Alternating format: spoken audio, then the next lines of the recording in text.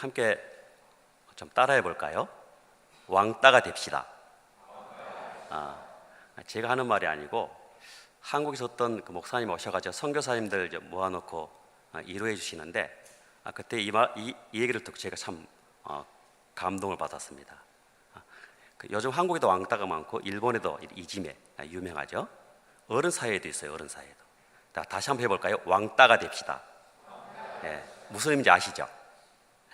모릅니까? 왕을 따르는 사람이 됩시다. 왕을 따르는 사람. 우리는 진정한 그리스도 왕을 따르는 사람들입니다. 이 마지막 시대에 그렇습니까? 여러분 성공이 뭐라고 생각합니까? 요즘 젊은 사람들, 한국의 젊은 사람들 얘기 들어보니까 그 SKI, 스카이 대학 아시죠? 일본에 있는 저도 아는데 모른 척하는 그런 얼굴 하지 마시고 서울대, 연고대, 그죠? 그래서 스카이 대학을 나오고 그리고 그럼 혹시 서울 상대는 아십니까? 서울 상대. 거기 끝에 좀 계시네요. 서울에서 상당히 떨어진 대학. 서울 약대는 아세요? 일본에 있는 사람도 아는데 서울 약대. 서울에서 약간 떨어진 대학. 근데 그 일명 스카이 대학을 나오고 그리고 이런 신입 직장이라고 하는 공기업에 들어가 다니고 그리고 저 이런 미인들을 얻어서 결혼 생활을 하고 그러면은 다들 성공했다 이렇게 젊은 사람들이 얘기하더라고요. 정말 그게 성공일까요? 정말 그게 성공일까요? 우리가 성공에 대한 하나님께서 말씀하시는 그 개념을 우리가 잘 몰라서 그런 것 같습니다. 젊은 사람들이. 여러분들은 아니라고 믿습니다. 첫 번째는 뭡니까? 그 일을 이루지 못하고 떠나서 그 일이 하나님 보시기에 아름다운가? 그리고 그 일이 나에게 있어서 행복한가? 그죠? 행복한가? 한 가지 더 나아가서 하나님께서 기뻐하시는 일인가? 그게 참 성공이라는 것이죠. 어떤 걸 우리가 이루는 게 성공이 아니라 왜 이런 말씀을 드리냐면 제가 15년 전에 일본으로 떠날 때 한국에서 많은 이런 선교사로서 훈련은 다 언어까지 다 마치고 이제 보란듯이 선교지에서 막 하나님의 부흥의 역사를 막 이렇게 꿈꾸고 환상을 보면서 갔습니다. 갔는데 그게 아니더라고요. 나중에 다시 좀 말씀드리겠습니다만은 그 혼란스럽고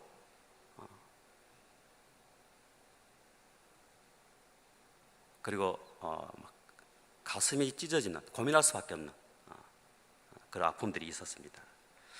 오늘 에스겔을 보니까 하나님께서 에스겔을 그 골짜기로 데려가는데 골짜기에 가득 찬 마른 뼈들을 보여줍니다. 우리가 이미 익히 알고 있는 내용들이에요. 1절에 보니까 여호와께서 권능으로 내게 임재하시고 그의 영으로 나를 데리고 가서 골짜기 가운데에 두셨는데 거기 뼈가 가득하더라. 나를 그 뼈 사방으로 지나가게 하시기로 본즉 그 골짜기 지면에 뼈가 힘이 많고 아주 말랐더라. 이 뼈들은 뭐예요? 이미 죽은 지 오래된 상태입니다. 그래서 본문은 두 가지를 강조해요. 뼈들이 아주 많다는 겁니다. 두 번째는 뭡니까? 매우 말랐다는 것이에요. 무엇을 의미합니까? 이미 죽은 지 오래되어서 소망이 전혀 없는 그런 상태인 것을 말씀해 주고 있죠. 죽은 지 이미 오래되어서 그 뼈들이 현실적으로 살아날 가능성은 없습니다. 제로입니다. 말라 비틀어졌어요? 그냥 마른 정도가 아니고 피창 말라 비틀어졌습니다. 무슨 소망이 있습니까? 그런데 하나님께서 그들을 향해서 누구라고 말합니까? 11절에 너희 이스라엘 민족이 이와 같이 바짝 마른 뼈들이라 이게. 이 뼈들은 이스라엘 온 족속이라. 그러니까 이스라엘은 특히 그 남유다는 바벨론에 망했잖아요. 나라가 없어져 버렸습니다. 그 예루살렘 하나님의 성전도 다 무너져 버렸고요. 모두가 다 포로로 끌려가 노예 생활을 하고 있습니다. 희망도 없고요, 소망도 없고 그냥 하루하루 그저 살아갑니다. 소망도 없고 희망도 없이 절망 가운데 살아가고 있는 그들을 향해서 너희는 이미 죽은 마른 뼈들이다, 이렇게 말씀해 주고 있습니다. 그들은 더 이상 소망이 없는 마른 뼈들이에요. 그들의 땅 또한 더 이상 소망이 없는 회복 불가능한 그런 마른 뼈들이고 황무지입니다. 그런데 그들을 향해 또 뭐라고 말씀합니까? 3절에 그가 내게 이르시되 인자야 이 뼈들이 능히 살겠느냐? 무슨 말입니까? 어떻게 그런 일이 일어날 수 있어요? 주께서 원하시면 그럴 수 있습니다. 마른 뼈들 살아날 가능성이 아예 0%. 죽었을 뿐만 아니라 이미 바짝 말랐습니다. 소생 불가능. 그런데 어떻게 그런 일들이 일어납니까? 하나님 아버지께서 하시면 된다는 것입니다. 성령의 기름 부심을 받으면 된다고 말씀하시는 거예요. 우리가 성령의 기름 부심을 받으면 얼마든지 저나 여러분 놀라운 일들이 일어납니다. 믿습니까? 그래서 1절에서 강조하고 있는 게 성령의 권능이라는 단어고요, 9절에서도 생기를 주시는 성령님을 말씀하고 있어요. 그리고 10절에 대언하니까 성령의 권능이 임하고 성령의 기름 부심이 임하니까 마른 뼈들이 살아나는데요, 그냥 강한 군대로 일어납니다. 강한 군대로. 9절 10절 다시 한번 보시겠어요? 인자야 너는 생기를 향하여 대언하라, 선포하라, 이 말이죠. 생기가 그들에게 들어가며 생기야 사방에서부터 와서 이 사망을 당한 자에게 불어서 살게 하라. 생기가 그들에게 들어가며 그들이 곧 살아나 서는데 극히 큰 군대더라. 그러니까 생기의 영을 받을 때 나타나는 모습이 뭐예요? 살아 움직이는 그리스도인이 된다는 것이에요. 활력이 넘치는 그리스도인. 골짜기 마른 뼈들이 움직이지 않은 존재들입니다. 바짝 말라서 이미 죽은 존재들이에요. 그런데 성령의 생기를 받으니까 모두가 일어나 움직이기 시작하는데, 활동하기 시작하는데 활력이 있습니다. 활기가 있습니다. 이게 성령의 기름 부심 받은 사람들의 특징입니다. 우리가 예수를 믿어도 교회를 다녀도 힘이 없고 찌들린 분들 많잖아요. 그러나 성령의 생기가 들어가면 달라져요. 아멘. 예수님의 제자들이 주님을 부인하고 도망친 후에 한동안 영적 침체에 빠졌습니다. 무기력하게 다락방에 숨어 있었을 때 부활하신 주님이 가장 첫 번째 나타나셔 첫 번째 하신 말씀이 저희를 향해 숨을 내쉬며 가라사대 성령을 받으라. 제자들 한순간에 잃어버린 활력을 되찾습니다. 심지어는 오순절 다락방에 성령의 기름 부심을 받고 성령 세례를 받고 기름 부심이 임하니까 어떻게 됩니까? 살아 움직이는 땅끝까지 목숨을 걸고 복음을 전하는 세상이 감당치 못할 살아있는 춤추는 인생들로 변해버리죠. 둘째는 특징이 뭡니까?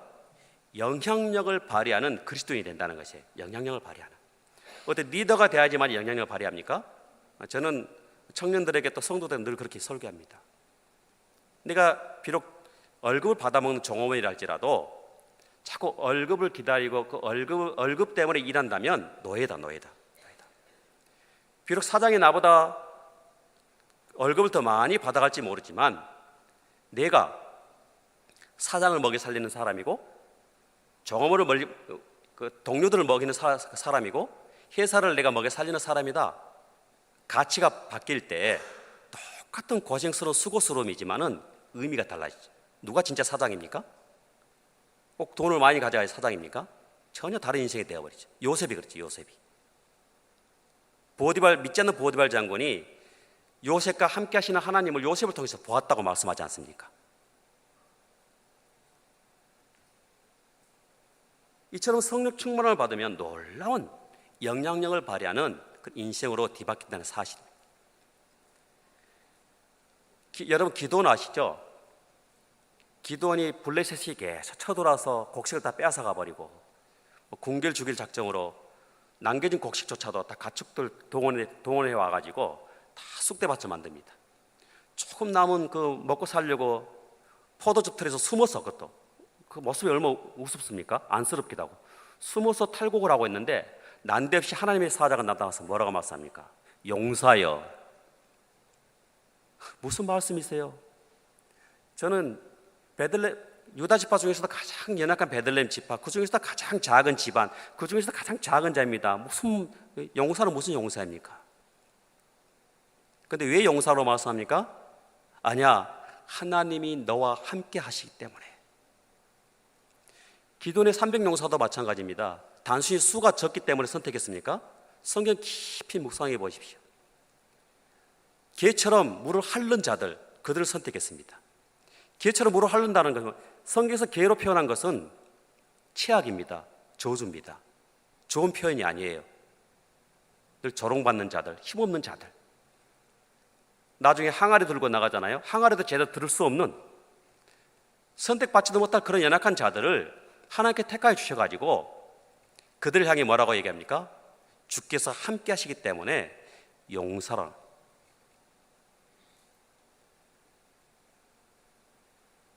미가서 5장 2절에 하나님께서 그렇게 미가 선지자를 통해서 얘기합니다. 베들레헴 에브라다야, 너는 유다 족속 중에서 작을지라도 이스라엘을 다스릴 자가 네게서 네게로 나올 것이라. 그렇게 이루어 주시죠. 너희가 작지만은 이곳에서 이스라엘 다스릴 자가 메시아가 나올 것이다. 그러나 예수님께서 직접 오셔가지고는 그 똑같은 말씀을 바꿔주십니다. 마태복음 2장 6절에서 유대 땅 베들레헴아, 너는 유대 고을 중에서 가장 작지 아니하도다. 가장 작지 아니하도다. 왜요? 너에게 산 다스리는 자가 나와서 내 백성 이스라엘의 목자가 될 것이기 때문에. 무슨 말씀입니까? 우리가 보통 영향력 있는 그리스도인 큰 군대 그러면 우리가 자꾸 사이즈나 숫자만 생각하게 됩니다.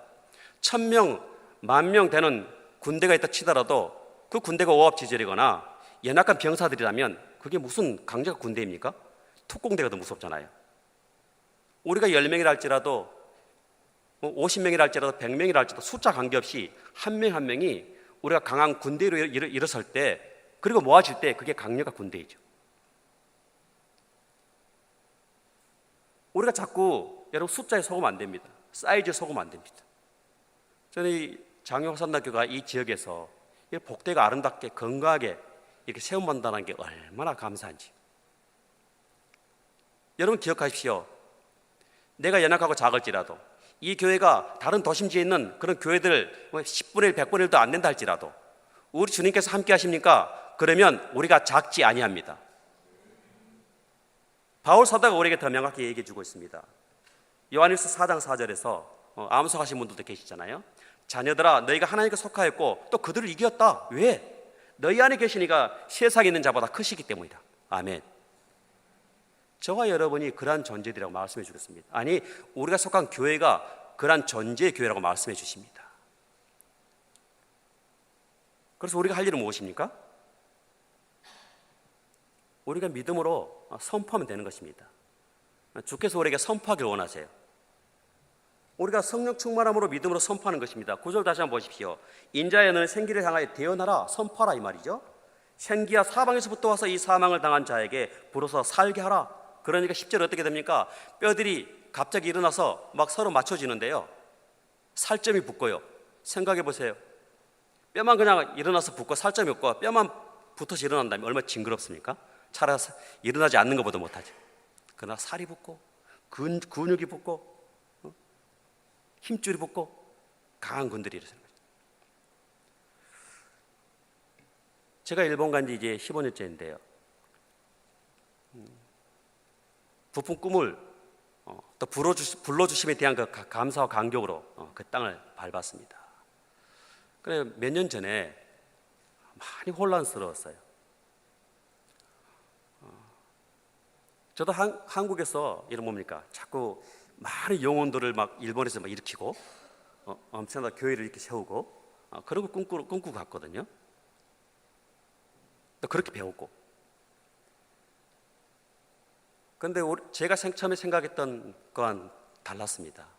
정말 그곳을 인내하지 않으면 견딜 수 없는 땅입니다.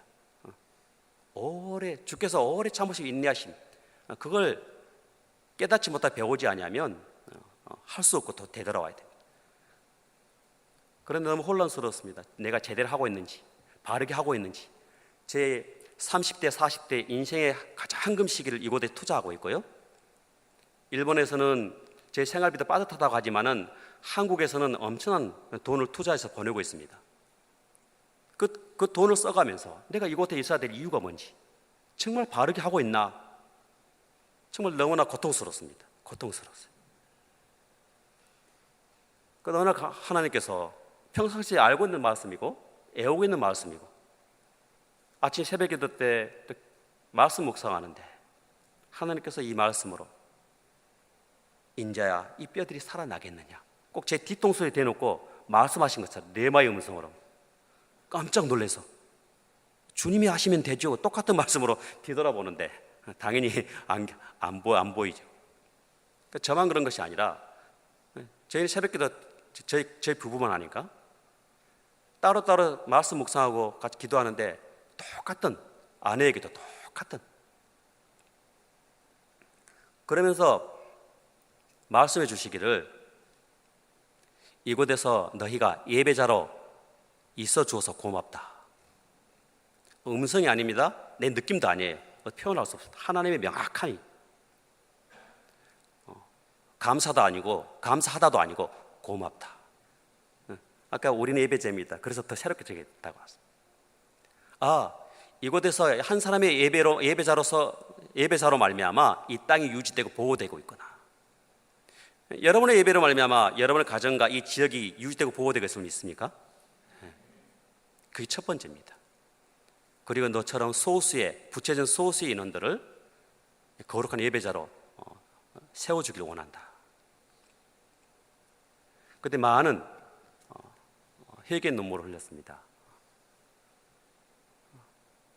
하나님께서 하시는데 왜 내가 이 상황과 환경을 바라보면서 소망이 없다, 안 된다, 도저히 불가능하다.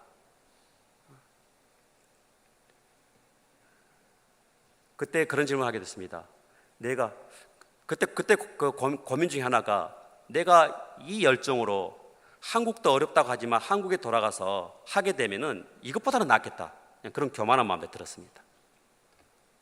그러나 하나님께서 하신 말씀은 내가 어떠한 재능으로 하나님께 더 많은 것들을 올려드릴 수 있을까, 그것보다도 지금 내가 있어야 할 것, 하나님께서 나에게 가장 원하시는 것이 무엇인가, 그 질문이 가장 정확했습니다. 우리는 많은 열매대로 많이 드러나는 것들로 우리가 자꾸 하나님께 우리 영광 올려드린다고 생각합니다. 그래서 정말 하나님께서 원하시는 것은, 그것도 나쁘진 않지만 더 정확한 것은 지금 하나님께서 나에게 원하시는 것이 어떠한 것이고 원하시는 것이 무엇인지, 하나님께 여러분이 주신 이 지역교회를 복되고 아름답게 섬기고 지키는 것이 얼마나 귀한 것인지 모릅니다. 하나님께서 다 지켜보고 계십니다. 그런 놀라운 것은요, 몇 개월 뒤에 한국을 방문하게 됐는데 어떤 자매가요, 평상시에 연락도 없는, 주고받지 않는 그런 자매입니다. 아까 그런 이 말씀 주께서 주신 이 내용도 우리 부부 외에는 누구에게 한 적도 없어요. 그런데 이제 선교사인 제가 어떻게 생각할까 봐 모르니까 부끄러운 그런 얼굴로 와서 조심스럽게 얘기합니다. 선교사님, 새벽 기도에 갔는데 하나님께서 선교사님께서 그곳에 예배자로 있어준 것만도 고맙답니다. 소름 돋지 않아요? 하나님께서 확인시켜 주듯이 내가 왜 그거에 있어야 될 것인지, 있어야 하는지. 그리고 뒤돌아보니까요, 하나님께서 지금까지 입히시고 먹이시고 마시우게 하시고 다 하신 거예요. 있어야 될 이유가 있는 거예요. 하나님께서 그 땅을 절대 포기할 수 없습니다. 그 땅은요, 언젠가 돌아오면은요, 한 명, 두 명이 아니고 그 문화가 그렇습니다. 무더기로 집단으로 돌아오게 되어 있습니다. 문화 구조 그래요. 단적인 예로 일본의 팩스기가 맨 처음에 들어갔을 때요, 일본 사람들은 항상 관망합니다. 절대 서두르지 않습니다. 조심스럽습니다. 지켜보다가 전부 다 하는 분위기면 하는 겁니다. 그래서 그 팩스기 회사가 머리를 써가지고 회사에 다 그냥 돌려버렸어요. 그게 5%가 넘어가니까 일어나는 현상이 이거 안 쓰면 안 되는구나, 해야 되는가 보다. 그리고 팩스기가 막 전체적으로 다 보급되어 버린 거죠. 일본 목사님이 말씀하신 거예요. 일본은 5%입니다. 5%만 크리스찬이 생기면 집단으로 넘어오게 되겠습니다. 저도 믿습니다. 정말 한 영혼이 얼마나 귀한지 모릅니다. 얼마나 힘든지 몰라요. 오래 참아야 됩니다. 그러나 때가 되면 반드시 집단으로 넘어올 그날이 있을 줄 믿습니다. 카톨릭 시대이긴 하지만 1500년대 말에 처음에 그 카톨릭이 들어왔을 때 몇 년 사이에 엄청난, 그 당시 인구 2천도 안 되는데 2천만도 안 되는데 80만 명이라는 엄청난 그런 기독교인이 생겼습니다.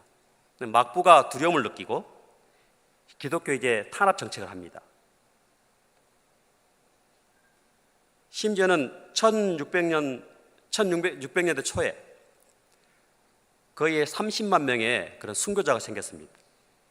카톨릭 기독교 역사에 이렇게 많은 공식적으로 이렇게 많은 순교자가 있는 나라가 드뭅니다. 거의 없습니다. 공식적으로, 비공식적으로 더 되죠. 30만 명. 큐슈 시마바라는 어느 지역에서는요, 한 번에 3만 7천 명이 순교당했습니다. 여러분, 순교의 땅은 반드시 축복이 흐르게 되어 있습니다. 일본이 잘 사는 이유가 그 순교자 피 때문인지도 몰라요. 조심스럽습니다만은. 물론 또 사단의 어둠의 세력들이 속이고 주는 경우도 있죠. 그러나 더 중요한 것은 축복이, 영적 축복이 흐르지 아니할 때는 반드시 저주도 동시에 온다는 것입니다. 반드시. 순교의 땅은 그렇습니다. 그러나 하나님께서 그 땅을 계속 사랑하신다는 그런 생각을 합니다. 왜냐하면 그 물질도 많이 들어가고요, 그 영혼 얻기도 힘든 땅에 그 자비하심으로, 오래 참으심으로 끊임없이 선교사들을 보내신다는 것입니다. 일본 땅이요, 태풍과 지진과 홍수, 해마다 엄청납니다. 지난주 월요일 날도 그 6.1, 5.9라고 나왔습니다만은 엄청난 지진이 일어났습니다. 인명피해도 났고요. 그런데 이런 일들이 수시로 있습니다. 작년에 우리 한국에도 경주, 포항에 지진이 있었죠. 많은 피해가 있었죠. 일본의 그 정도 지진은 끄떡하지 않습니다. 수시로 일어나니까요. 그 정도는.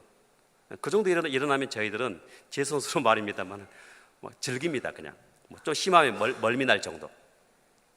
그러나 2011년도 그 동북 지역의 그 지진, 3월 11일 그 지진을 경험하고 나서는요, 지진이 이렇게 무서운 건지 제가 처음 알았습니다. 제 막내가 실업증은 아니지만 그 당시에 초등학교 3학년 상황, 벌써 고등학교 1학년 되었네요. 그 일주일과 며칠 동안 말을 못했어요. 말을 하게 되면 아빠 한국 가자. 한국은 지진이 없잖아. 해마다 홍수로요, 엄청난 인명과 재산 피해가 일어납니다. 그 선진국이 이 대책이 없습니다. 단순히 섬나라이기 때문에 자연재해가 많을까요? 저는 그렇게 보지 않습니다. 영적으로 봅니다. 태풍이 우리나라로 올라오지요. 그때 저는 그렇게 생각합니다. 우리나라 한국 땅 교회를 향해서는 이래도 너희가 기도하지 않을래. 그러다가 일본 본토로 다 꺾이잖아요. 그러면 일본 본토는 이렇게 무지하게 때립니까? 영적으로 둔하기 때문에요. 강하게 흔들 수밖에 없습니다. 그게 하나님의 은혜입니다. 너희가 빨리 돌아온나, 내 백성을 빨리 보내다오. 하나님의 부르짖음입니다. 그게 은혜죠. 은혜죠. 우리는 내일과 관계없어도 어떤 큰일이 일어나면 어떻게 됩니까? 곧바로 엎드리지 않습니까? 회개하지 않습니까? 주님 용서해달라고. 이게 얼마나 큰 복이 은혜인지 모릅니다. 일본은 직접 때려도 깨닫지 못합니다. 영적으로 둔감해져 있어요. 죄와 회개와 결부시키면요, 목회자조차도 상처받습니다. 자연재해를 가지고 그만큼 영적으로 둔감해진 나라이기 때문에 하나님께서 강력하게 이 마지막 시대에 흔들 수밖에 없는 것이죠.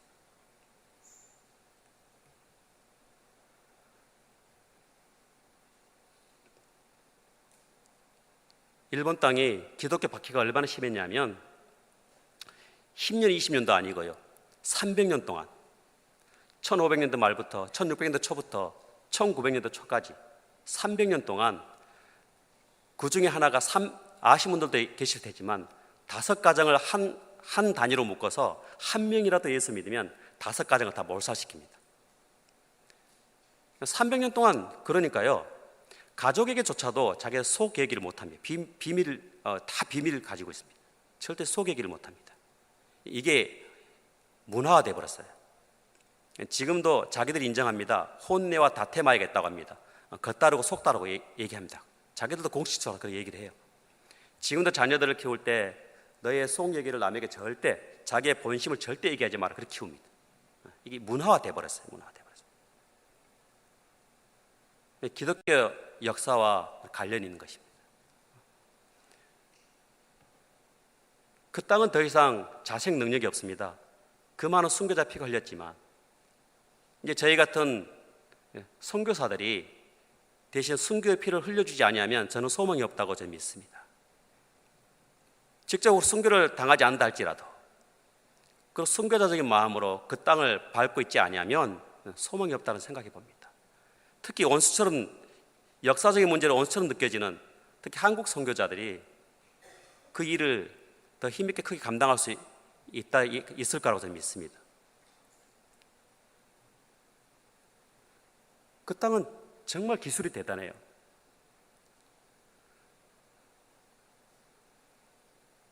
그 일본의 그 동경에 가면 스카이트리라고 세계에서 가장 높은 탑이 있습니다. 도쿄타워 딱 2배입니다. 도쿄타워가 333m, 스카이트리는 634m, 딱 2배입니다. 2011년 3월 11일 지진이 일어난 전날 3월 10일 어떤 일이 있었냐면 이 스카이트리 이 탑이 외관이 완공이 되고요. 이제 세계를 향해서 자기들의 기술력을 이제 자랑하려고 홍보를 시작했습니다. 방송으로. 순수 자기 자본으로, 순수 기술. 건축 전공하신 분이 그러더라고요. 그 목사님이. 그 좁은 공간에 그렇게 높은 탑을 쌓는 것은 굉장히 고도 기술이랍니다. 넓은 면적에 큰 높은 그 건물 세우는 것보다 더 고도의 기술이랍니다. 자기들 프라이드를 가질만 하고 자랑할 만도 하죠. 그런데요, 3월 10일 그 다음날 바로 그 엄청난 지진을 하나님께서 그리고 그 관심이 쏙 들어가게 그리고 정확히 1년 뒤에 이제 내부 공사까지 완공이 되고요. 그리고 그 안에 그 전망대에 올라가기 위해서 추천을 하는데요. 그것도 6만 원, 10만 원씩 내고 추천을 들어가는데 추천이 한 500딜입니다. 500딜. 근데 그날 오픈하는 어떤 일이 벌어졌냐면 그 전날까지 그 멀쩡한 날씨, 그래서 하나님께서 구름 기둥으로 다 덮여버렸어요. 그 안에 들어가도 아무 의미가 없어요. 안 보여요. 그 다음에 바람이 하루에 강풍이 몇 번 부니까 엘리베이터가 몇 번 멈춘 줄 모릅니다. 하나님이 하신 일은 놀랍습니다. 그래서 제가 저녁 6시 50분경에 밥을 먹으면서 TV를 켰는데 이제 이루미네이션 그 점등식 하지 않습니까? 10, 9, 8가 제로 하는데 불이 안 켜지는 거예요. 10분을 방송을 기다리다가 화가 났던지 자기들 그 방송을 다른 걸로 또 바꿔버리더라고요. 그때 원자력 기술도 대단하죠. 초기에 막을 수 있었습니다. 하나님께서 그 리더들의 국가의 리더들의 지혜를 거두어버리니까요. 감당을 못하는 거예요. 지금도 감당을 못합니다. 지금도. 여러분 모든 지혜가 아버지 하나님께 있는 걸 믿습니까? 그들이 그걸 모르는 거죠. 그들의 자존심이 프라이드가 무너져야 됩니다. 그 바벨탑 같은 그것들이 무너져야 돼요. 그 탑이 무너지라고 그래 기도하면 안 되겠죠. 그러면 엄청난 인명피해 있잖아요. 그게 아니라 그들의 자존심과 그들의 그 프라이드가 무너지게 해달라고 기도해야 됩니다. 그렇지 않고는 그 땅에 정말 주께로 돌아오기가 너무 어렵습니다. 정말 제가 일본에서 한국에서 큰 교회에 있다가 일본을 갔는데요. 한국에서 한 영혼이 귀함이 얼마나 소중한지 우리가 알잖아요. 매주 슬리퍼짝 붙잡고 오늘도 지각하나 아니면 오늘도 오나. 하나님께 그 땅에 한 영혼을 얼마나 귀하게 기다리시는지 눈물 흘리며 아버지의 마음이 어떤 것인지를. 아픔이 있지만 그게 기쁨이었습니다. 일본 목회자들이 처음에는 제가 못 모르고 속으로 참 믿음 없다고 생각했습니다. 한국 땅에 역사하시는 하나님, 일본 땅에 역사하시는 하나님 똑같은 하나님이신데 우리가 믿음으로 나아갈 때 믿음의 역사가 일어나는데 그러한 마음으로. 그러나 그 문화 속에서 그분들이 목회자를 헌신한 그 자체가 엄청난 것입니다.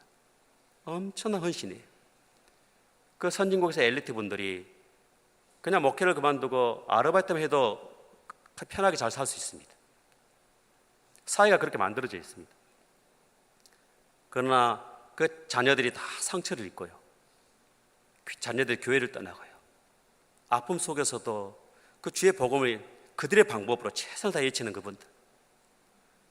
작년부터 제 기도 제목이 하나 새롭게 생겼습니다. 처음에는 이 땅에 많은 교회들을 세워주고 또 일본 교회를 위해서 많은 일들을 하고 그런 생각을 했었는데, 감히 했었는데 그게 아니라 정말 하나님 아버지 이분들과 평생 이곳에서 이 애로운 분들 함께 이루어져가 되고 함께 이곳에서 선교사로서 사역을 안수할 수 있도록 기회를 달라고. 저희 부부가 몸이 아프기 시작하니까 갑자기 그런 기도 제목들이 나오더라고요. 선교사가 아무리 재능이 있다고 앞장서서 이렇게 하면 됩니다, 이게 맞습니다, 솔직히 그게 자존심 문제거든요. 성공하든 실패하든 그분들이 해야 됩니다. 그분들이 할 수 있도록 보이지 않게 함께 협력해주고 뒤에서 보이지 않게 저력해주고 섬겨드리고, 그게 선교사.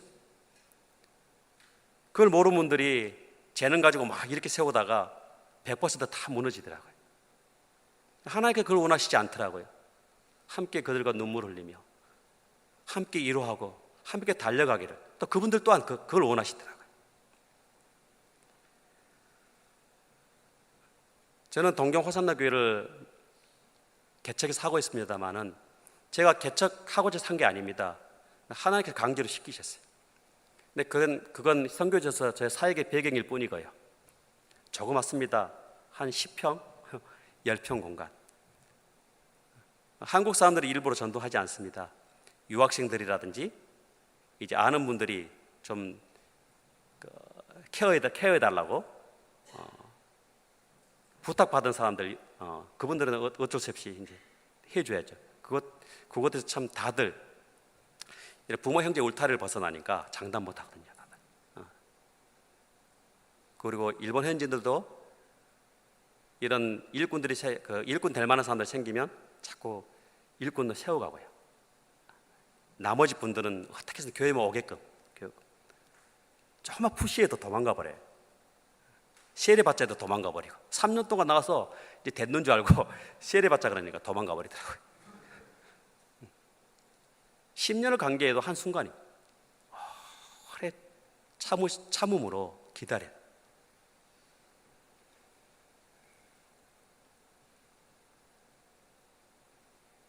그 신학생들도 신학교 졸업하면 우리 교회보다 크지만은 순수 일본 목회자가 목회하는 그런 교회로 보내주고요. 일본 목회자들이 일본 교회를 세워가야 되기 때문에, 저는 돕는 자일 뿐이기 때문에. 그리고 일본 장로교단 내에서 함께 교회 개척 사역도 했고요. 그다음에 교육부서에서 주일학교부터 작년에 이르기까지 수련을 비롯한 다양한 이런 교육 프로그램들. 그리고 1년에 작게는 한두 번, 또 많게는 두세 번 초교파적으로 일본 목회자들 제자훈련 세미나, 컨벤션 이런 부분들 섬기고 있고요. 제 아내는 한 달에 한 번 저희 교회에서 일본 목회자 사모님들 모임을 합니다. 제 아내가 인도한 건 아니고요. 똑같은 방법으로 일본 분을 세워서 그냥 보이지 않게 영적으로 흘려보내고 같이 이루어드리고, 그리고 선교사 사모님들 함께 한 달에 한 번씩 모임을 갖고 있고요. 저희 교회가 일본에서 가장 도심지에 있다 보니까 일본 장로교회 총회에서 각부 위원회가 있습니다. 대부분의 위원회가 한두 달에 꼭 한 번씩 저희 교회에서 합니다. 이제 역에서도 오기 쉽고 또 임원 되신 목사님들이 지방에서 오신 분들도 하기 때문에 위치적으로 좋다고. 우리는 비좁은데 농담 반 진담 반 교회에 옮기지 말라고. 또 그렇게 사용되어져서 참 감사가 되고요. 또 목회자들이 교회 틀을 밟아주니까 참 감사가 되고요.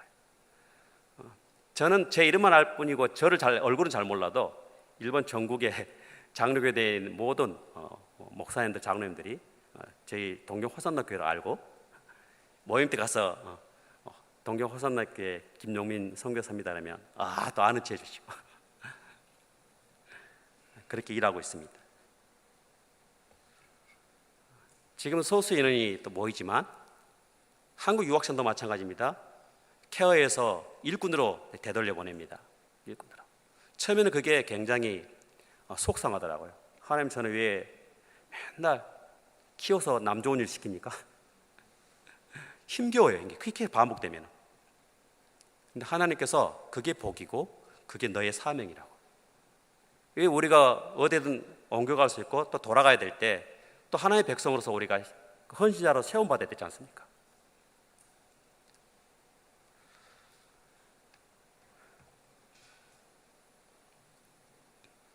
하나님께서 저희가 그 땅에서 부족하지만 평생 그들과 함께하기를 원하신다는 사실을 이제 깨달았습니다. 할 수만 있다면, 소원이 그곳에서 제 선교 사명을 마치길 원합니다. 여러분 꼭 기도해 주십시오. 아파도 좋습니다.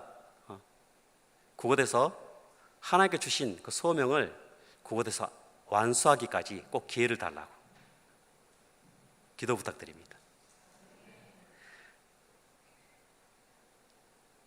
여러분, 우리가 신앙생활을 하면서 또 삶을 살아가면서 이 골짜기의 마른 뼈들처럼 정말 우리가 공허하고 힘든 그런 시절과 시기들이 늘 있습니다. 있어 왔고요. 앞으로도 있을지 모르고요. 지금 겪고 계신 분도 있을 수 있습니다. 그러나 중요한 건 무엇입니까? 앞이 막막하 보이지 않고 깜깜하다 할지라도 하나님께서 우리에게 뭘 요구하십니까? 말씀으로 성령 충만함으로 늘 우리가 선포하기를 원합니다.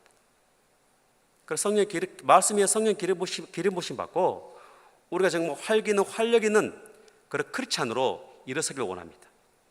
단순히 잘 먹고 잘 살기를 원하지 않습니다. 그것은 절에 가도 있고요, 신사에 가도 있습니다. 정말 하나님께서 우리에게 어떤 인생이 되기를 원할까요? 우리가 잘 먹고 잘 사는 것은 하나님께서 알아서 주실 덤입니다. 덤. 근데 우리는 덤의 목적이 있잖아요.